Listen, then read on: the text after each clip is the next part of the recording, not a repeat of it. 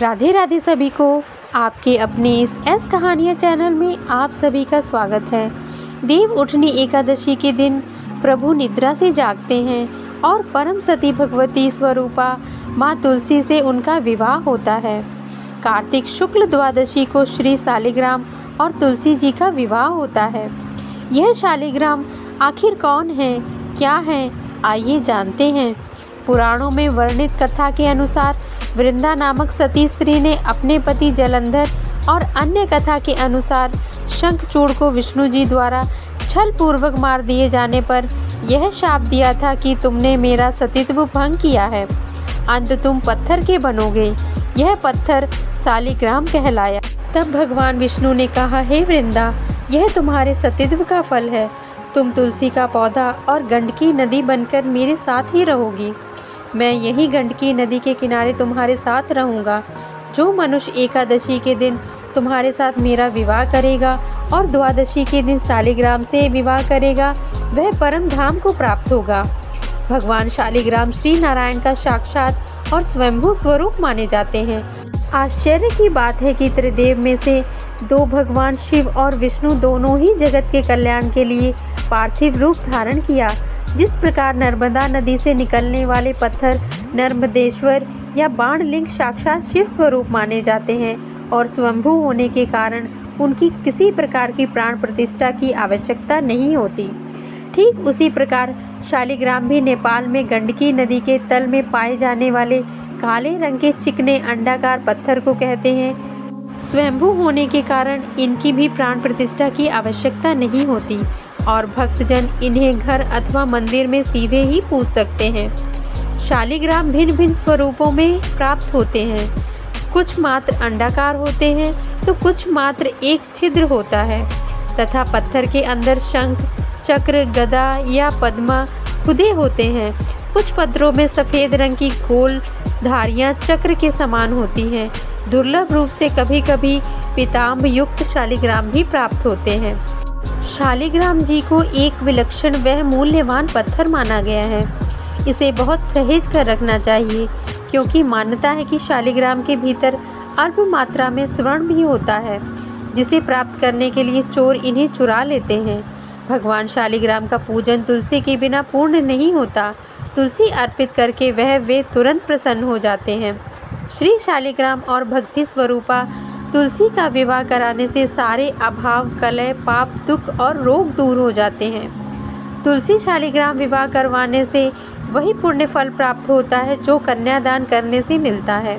दैनिक पूजन में श्री शालिग्राम जी को स्नान कराकर चंदन लगाकर तुलसी दल अर्पित करना और चरणामृत ग्रहण करना, यह उपाय मन, धन वह तन की सारी कमजोरियों व दोषों को दूर करने वाला माना गया है। पुराणों में तो यहाँ तक लिखा गया है कि जिस घर में भगवान शालिग्राम हो वह घर समस्त तीर्थों से भी श्रेष्ठ है। इनके दर्शन व पूजन से समस्त भोगों का सुख मिलता है।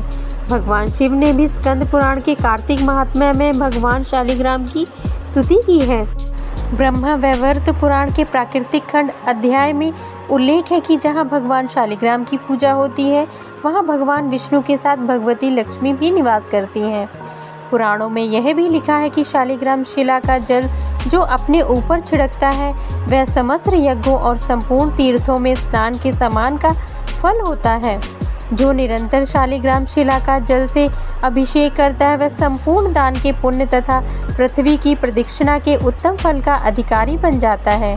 मृत्यु काल में इनके चरणामृत का जलपान करने वाला समस्त पापों से मुक्त होकर विष्णु लोक चला जाता है। जिस घर में शालिग्राम का नित्य पूजन होता है उसमें वास्तु दोष और बाधाएं स्वतः समाप्त हो जाती हैं। पुराणों के अनुसार श्री शालिग्राम जी का तुलसी दल युक्त चरणामृत पीने से भयंकर विष का भी तुरंत नाश हो जाता है। धार्मिक व्रत कथा और कहानी सुनने के लिए मेरे इस चैनल को सब्सक्राइब कर लें। शालिग्राम से जुड़ी यह जानकारी और कथा आप सभी को अच्छी लगे तो मेरे इस वीडियो को लाइक करें। चलिए सुनते हैं शालिग्राम और संत सदन की एक रोचक कथा। एक कसाई श्री शालिग्राम जी का भक्त था। उसका नाम सधना था। सधना बहुत ही ईमानदार वह भोला था। वह हमेशा भगवान का नाम लेता रहता था और उनका कीर्तन करता रहता था। यहाँ तक कि वो जब मांस काटता या बेचता तब भी भगवान के नाम का गुणगान करता रहता था। ऐसे ही एक दिन कसाई सधना भगवान का नाम लेते हुए अपनी मस्ती में कहीं जा रहा था। तभी अचानक से उसे अपने पैरों में पत्थर का स्पर्श महसूस हुआ। जब उसने नीचे देखा तो वह एक काला पत्थर था। सधना कसाई ने वह पत्थर को यह सोचकर उठा लिया कि वह उसे अपने दुकान में ले जाकर उससे मांस का वजन करेगा। अगले दिन से कसाई उस पत्थर से मांस तोलने लगा। जो भी आता वह उसी पत्थर से मांस तौल के देता। यह कोई मामूली पत्थर नहीं था। इसकी एक खास बात यह थी कि वह जितना भी वजन करना चाहता था वह काला पत्थर भी उतने ही वजन का हो जाता था। समय के साथ साथ उस काले पत्थर की लोकप्रियता धीरे धीरे पूरे गांव में फैलने लगी। जब भी सधना को मांस तोलना होता वह पत्थर उतने ही वजन का हो जाता था। अगर सधना को 1 किलो का मांस तोलना होता तो वह पत्थर 1 किलो का हो जाता, और यदि उसे आधा किलो का तोलना होता तो वह आधा किलो का हो जाता। इस असाधारण पत्थर को देखने के लिए दूर दूर से लोग आने लगे और सधना के दुकान पर भीड़ बढ़ने लगी। भीड़ बढ़ने की वजह से कसाई सधना की मांस की बिक्री भी बढ़ गई। फिर एक दिन धीरे धीरे यह बात एक ज्ञानी ब्राह्मण के पास पहुंची। लेकिन ब्राह्मण ऐसे जगह पर जाना तो नहीं चाहता था जहां पर मांस की बिक्री होती है, लेकिन उस चमत्कारी और असाधारण पत्थर को देखने की जिज्ञासा ने उसको वहां तक लेकर चली गई। वहां पहुंचकर ब्राह्मण दूर से ही सधना कसाई को उस पत्थर से मांस तोलते हुए देख रहा था, और उसने देखा कि किस प्रकार से वह पत्थर आवश्यकता के अनुसार अपना वजन परिवर्तित कर लेता था। यह देखकर ब्राह्मण एकदम आश्चर्यचकित हुआ।